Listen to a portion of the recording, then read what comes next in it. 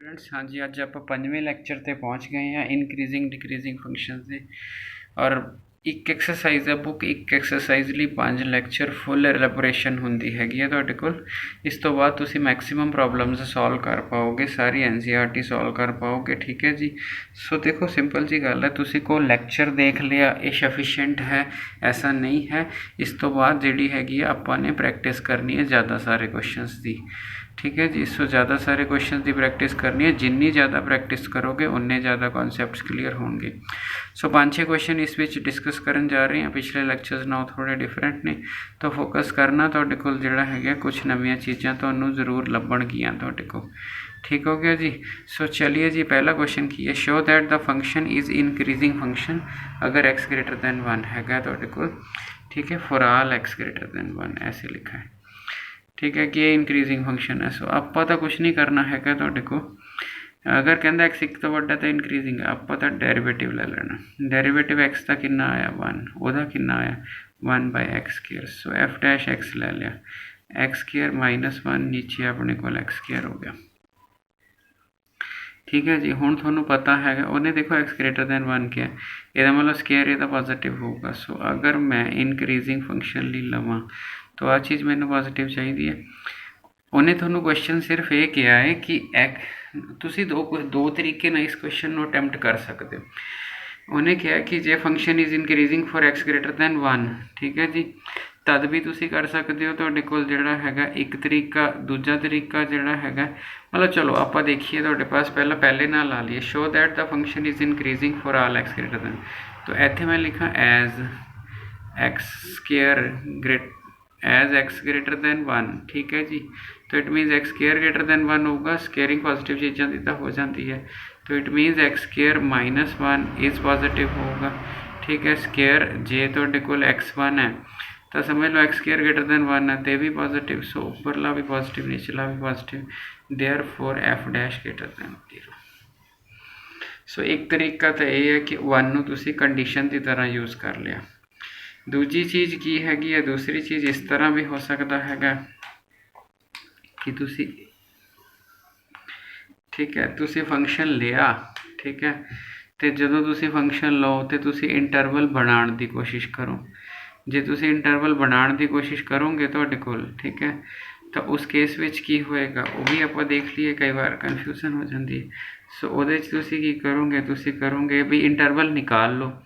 ਉਹਦੇ ਲਈ ਤੁਸੀਂ ਕਹੋਗੇ f dash x greater than 0 minus आ वाली चीज़ ग्रेटर दैन 0 होनी चाहिए। पॉजिटिव चीज़ क्रॉस हो जाती है, ग्रेटर दैन 0 होनी चाहिए। x -1 x +1 ग्रेटर दैन 0 होना चाहिए। आ तो ऑलवेज पॉजिटिव है, क्यों? क्योंकि x ग्रेटर दैन 1 है तो यदा मतलब x +1 मीनस x ग्रेटर दैन 1 तो हैगा है, तो यदा मतलब है तो पक्का पॉजिटिव है। ठीक है, तो जिहड़ा हैगा है तुहाडे कोल इहदा मतलब की होगा दूजी नूं भी पॉजिटिव होना पैना हैगा। देखो किस चीज़ लिए शो करन जा रहे हैं, इस चीज़ लिए शो करन जा रहे हैं तुहाडे कोल।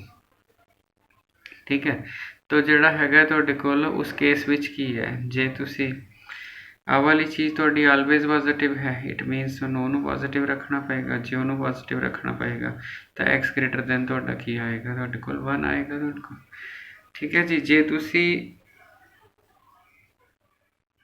वैसे जिहड़ा हैगा तुहाडे कोल इस कंडीशन ते फोकस तुहानूं करना ही पएगा, क्योंकि उन्हें सिर्फ पूछा ही इस चीज़ लिए होया हैगा भी आ वाली चीज़ ते मेरा जिहड़ा हैगा रिजल्ट की होएगा।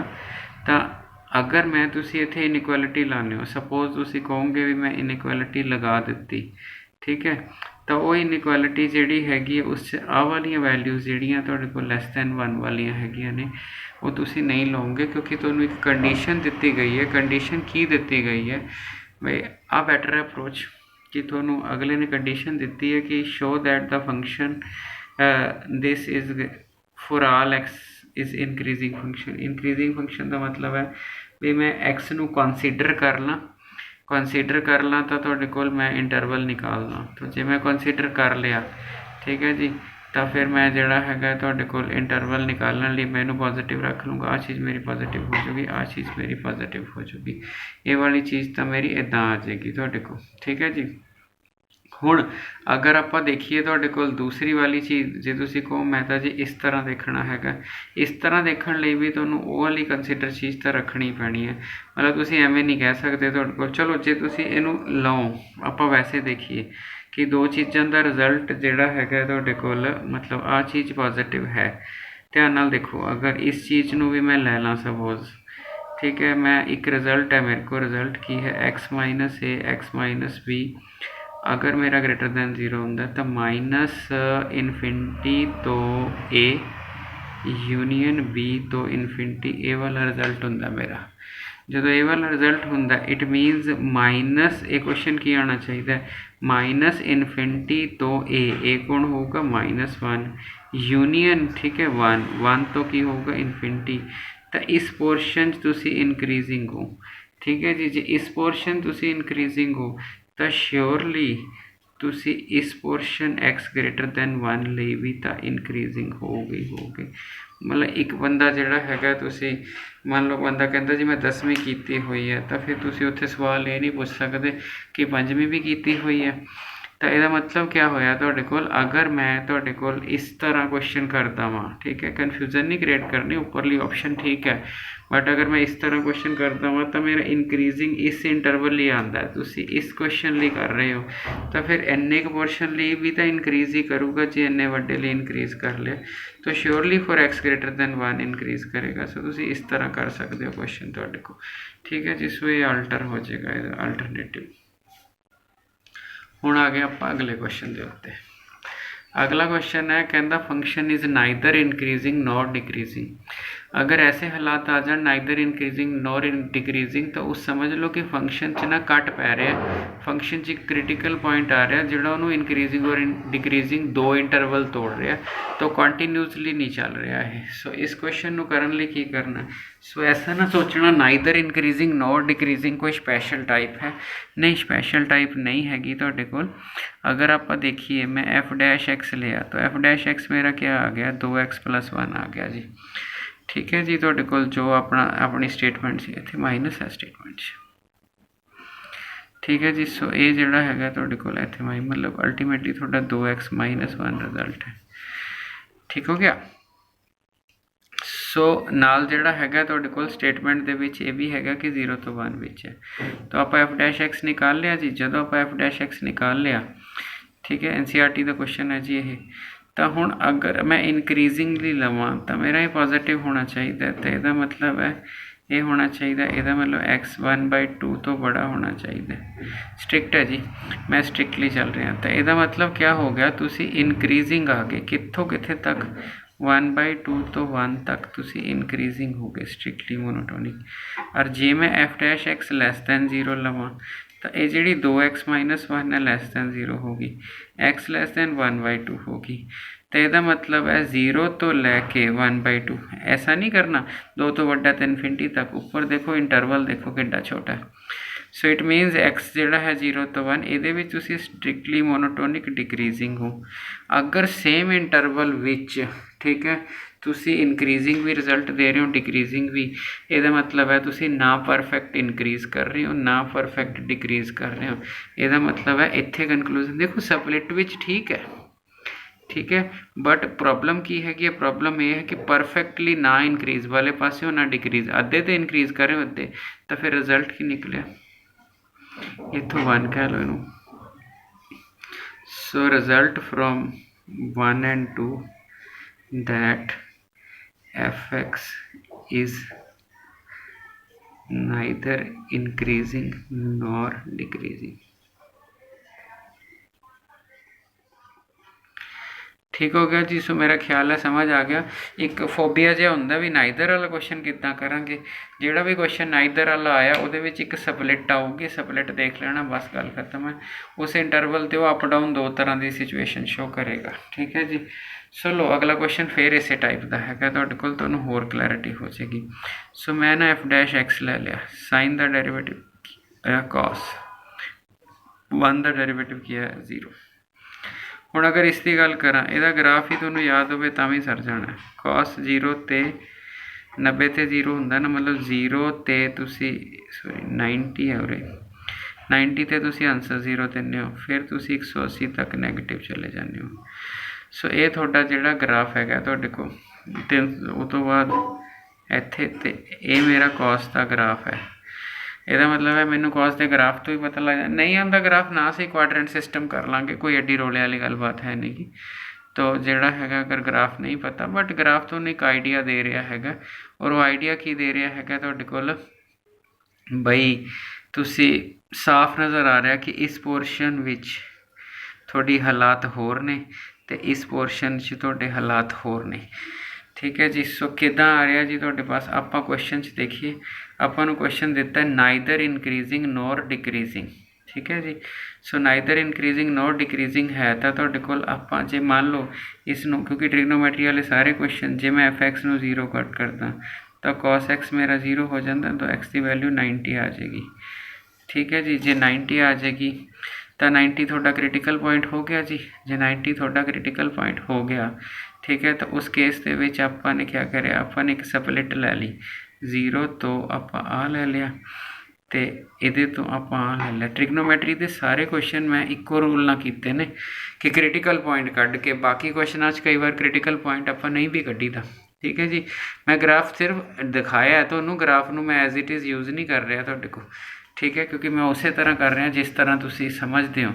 ਅਤੇ ਜੇ ਤੁਸੀਂ ਦੇਖੋ ਮੇਰਾ ਜਿਹੜਾ ਹੈਗਾ x ਲਾਈਜ਼ ਬਿਟਵੀਨ 0 to π/2 ਹੈ। 0 ਤੋਂ π/2 ਪਹਿਲਾ ਕੁਆਡਰੈਂਟ ਹੈ। ਪਹਿਲੇ ਕੁਆਡਰੈਂਟ 'ਚ cos ਕੀ ਹੁੰਦਾ ਹੈਗਾ, ਪੋਜ਼ੀਟਿਵ। cos ਨੂੰ ਆਪਾਂ ਕੀ ਕਿਹਾ, f'(x) ਪੋਜ਼ੀਟਿਵ। ਇਹਦਾ ਮਤਲਬ ਤੁਸੀਂ ਸਟ੍ਰਿਕਟਲੀ ਮੋਨੋਟੋਨਿਕ ਇਨਕਰੀਜ਼ਿੰਗ ਹੋ। 0 ਕਿਤੇ ਹੁੰਦਾ 90 ਤੇ 90 ਤਾਂ ਲਿਆ ਹੀ ਨਹੀਂ, ਸਟ੍ਰਿਕਟਲੀ ਮੋਨੋਟੋਨਿਕ ਇਨਕਰੀਜ਼ਿੰਗ ਹੋ 0 ਤੋਂ π/2 ਦੇ ਵਿੱਚ। ਠੀਕ ਹੈ। ਹੁਣ ਆਪਾਂ ਨੇ ਦੂਜਾ ਲੈ ਲਿਆ ਤੁਹਾਡੇ ਕੋਲ ਇੰਟਰਵਲ।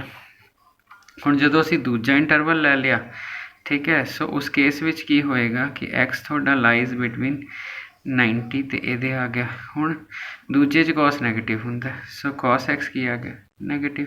cos ਨੂੰ ਕੀ ਕਿਹਾ ਸੀ, f'(x), f' ਆ ਗਿਆ ਨੈਗੇਟਿਵ। ਇਹਦਾ ਮਤਲਬ ਹੈ π/2 ਤੋਂ π ਵਿੱਚ ਅਸੀਂ ਸਟ੍ਰਿਕਟਲੀ ਮੋਨੋਟੋਨਿਕ ਡਿਕਰੀਜ਼ਿੰਗ ਆ। ਇੱਕ ਇੰਟਰਵਲ 'ਚ ਦੋ ਤਰ੍ਹਾਂ ਦੀ ਨੇਚਰ ਆਵੇ ਤਾਂ ਫੁੱਲ ਇੰਟਰਵਲ 'ਤੇ ਅਸੀਂ ਨਾਈਦਰ ਇਨਕਰੀਜ਼ਿੰਗ ਨੋਟ ਡਿਕਰੀਜ਼ਿੰਗ ਹੁੰਦੇ ਹਾਂ। ਦੇਅਰਫੋਰ ਰਿਜ਼ਲਟ ਕੀ ਨਿਕਲਿਆ, ਇਹਨੂੰ 1 ਕਹਿ ਲਓ, ਇਹਨੂੰ 2 ਕਹਿ ਲਓ। ਸੋ 1 and 2 implies neither increasing nor decreasing।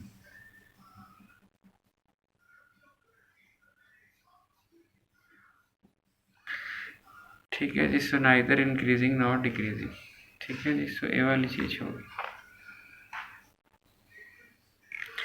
ठीक है जी। सो आगे लो जी ਤੁਹਾਡੇ पास क्वेश्चन, आगे एक्सपोनेंशियल फंक्शन वाला क्वेश्चन है।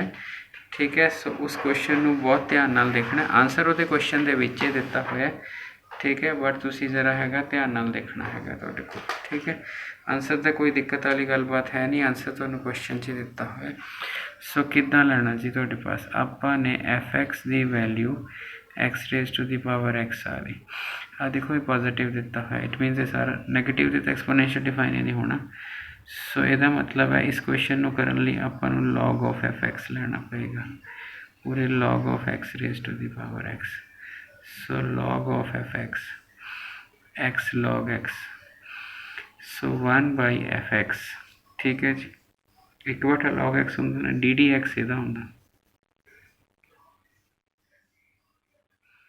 dd ਡੈਸ਼ ਬਾਅਦ ਪਾ ਦਾਂਗੇ।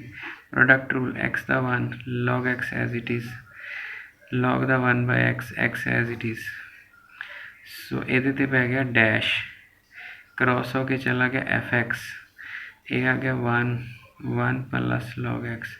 f(x) ਦੀ ਵੈਲਿਊ ਕਿਆ ਹੈ, x⁻x 1 + log x, ਇੱਥੇ f'(x) ਆ ਗਿਆ। ਸੋ ਡੈਰੀਵੇਟਿਵ ਹਰ ਬੱਚੇ ਨੂੰ ਕਰਨਾ ਆਉਂਦਾ, ਇਹਦੇ ਡੈਰੀਵੇਟਿਵ ਦੀ ਦਿੱਕਤ ਨਹੀਂ ਗੀ, ਕਿਉਂਕਿ ਇਹਦਾ ਡੈਰੀਵੇਟਿਵ ਤਾਂ ਆਪਾਂ ਕਈ ਵਾਰ ਕਰ ਚੁੱਕੇ ਹਾਂ। ਹੁਣ ਆਉਣਾ ਮੈਂ ਇਨਕਰੀਜ਼ਿੰਗ ਫੰਕਸ਼ਨ ਲਈ। ਇਨਕਰੀਜ਼ਿੰਗ ਲਈ ਕੀ ਹੁੰਦਾ, ਸਟ੍ਰਿਕਟਲੀ ਮੋਨੋਟੋਨਿਕ ਇਨਕਰੀਜ਼ਿੰਗ ਲਈ। ਠੀਕ ਹੈ ਜੀ। ਡੈਸ਼ ਇਹ ਤੋਂ ਬੜਾ ਹੈ ਨਾ, ਤਾਂ ਇਹਦਾ ਮਤਲਬ ਹੈ ਇਹ ਤੋਂ ਬੜਾ ਹੋਣਾ ਚਾਹੀਦਾ। ਠੀਕ ਹੈ। x ਪੋਜ਼ੀਟਿਵ ਹੈ, ਇਹ ਤਾਂ ਪੱਕਾ ਪੋਜ਼ੀਟਿਵ ਹੈ, ਪੋਜ਼ੀਟਿਵ ਨੂੰ ਚੈੱਕ ਨਹੀਂ ਕਰਿਆ ਕਰਦੇ, ਪੋਜ਼ੀਟਿਵ ਤਾਂ ਠੀਕ ਹੈ, ਪੋਜ਼ੀਟਿਵ ਹੈ। ਸੋ ਇਹਦਾ ਮਤਲਬ ਆਹ ਪੋਜ਼ੀਟਿਵ ਹੋ ਗਈ, ਦੋ ਚੀਜ਼ਾਂ ਦੀ ਪ੍ਰੋਡਕਟ ਪੋਜ਼ੀਟਿਵ ਹੈ, ਤਾਂ ਆਹ ਤਾਂ ਪੋਜ਼ੀਟਿਵ ਹੈਗੀ ਹੈ, ਤਾਂ ਮਤਲਬ ਇਹਨੂੰ ਵੀ ਪੋਜ਼ੀਟਿਵ ਹੋਣਾ ਪੈਣਾ। log x > -1, x ਹਟਾਉਣਾ ਤਾਂ ਉਧਰ ਐਕਸਪੋਨੈਂਸ਼ੀਅਲ ਕਰ ਦਈਦੀ ਹੈ। ਇਹਦਾ ਮਤਲਬ x ਦੀ ਵੈਲਿਊ 1/e ਤੋਂ ਬੜੀ। ਸੋ ਅਗਰ x ਦੀ ਵੈਲਿਊ 1/e ਤੋਂ ਬੜੀ ਤਾਂ ਜਾਊਗੀ ਕਿੱਥੇ? ਸੋ 1/e ਤੋਂ ਅਗਲੇ ਕੁਐਸਚਨ पेज बदलना पैना। सो x की वैल्यू जी है 1/e तो बड़ी, इट मीनस 1/e तो लैके इनफिनिटी तक आ जाएगी। ठीक हो गया जी, मेरा ख्याल है तुहानू समझ आ गया। सो अगले तो क्वेश्चन लिखा है, इसे पेज पर जगह बना लीए थोड़ी जी। ठीक है, सो डिक्रीजिंगली की करोगे तुहाडे को? ठीक है, सो डिक्रीजिंगली तुसी f' लैस दैन 0 लोगे। जो लैस दैन 0 लोगे, देखो आ तो पॉजिटिव हैगा ही हैगा, तो यदा मतलब क्या होगा? यदा मतलब जोड़ा तुसी 1 + log x लोगे इनू नैगेटिव होना पैना, 1 + log x नू नैगेटिव। जे इनू नैगेटिव होना पैना तो log x -1 तो छोटा, x e की पावर -1 तो छोटा, सो लैस दैन 1/e आ जाएगा। लैस दैन 1/e का मतलब हैगा तुहाडे कोल। अच्छा, हुण तुसी इस चीज़ का ख्याल रखना, इत्थे गड़बड़ हो जाती है तुहाडे कोल एक। हुण एक्सपोनेंशियल फंक्शन है ना ये, तो ये वैल्यूज़ नैगेटिव तो ले ही नहीं ना सकता। तुसी एक्स पॉजिटिव क्या होया ना, ठीक है। सो ए नहीं करना -इनफिनिटी तो यदा मतलब है कि 0 तो तुसी ई दे विच स्ट्रिक्टली मोनोटोनिक डिक्रीजिंग हो गए। तो इत्थे तुसी SMI आए सी ना, इत्थे SMD रहोगे। सो एक चीज़ नोट करना, बंदा कई बार गलती नाल सीधा ही -इनफिनिटी तो लिख लेंदा, क्योंकि इनइक्वालिटी तो यही सुजैसट करती है। बट आ वाला पार्ट 0 तो बड़ा, एक्सपोनेंशियल फंक्शन च नैगेटिव नहीं ना हो सकता निचला वाला x। तो इस करके अपन इस चीज़ का ख्याल रखना पैना है। नहीं क्वेश्चन च बहुता कुछ, बट एक क्वेश्चन वेरी इंपॉर्टेंट क्वेश्चन है।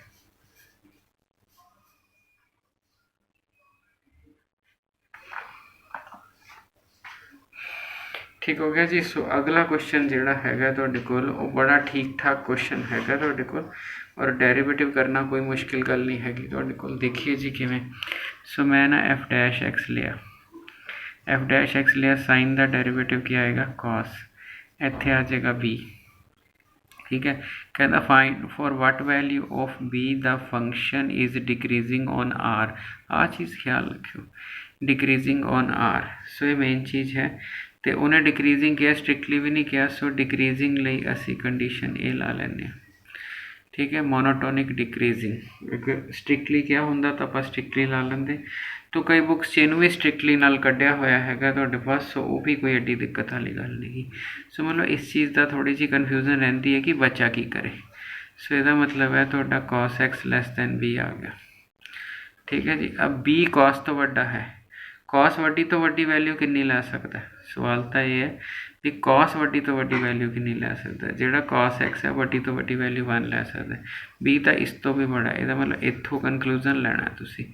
इत्थों कनकलूजन लैन लई तुहाडे पास की करना पएगा तुहानू?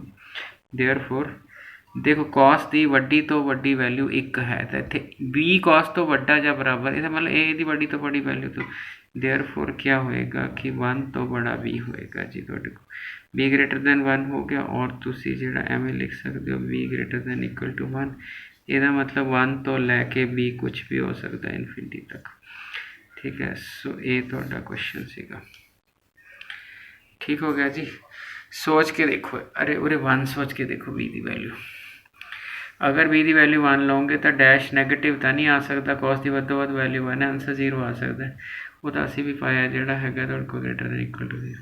उस तो बाद अगर b की वैल्यू तुसी 2 लै लैंदे हो, जे तुसी 2 लै लोगे, यदि वध तो वध आंसर क्या है? नैगेटिव। नैगेटिव f' नैगेटिव है।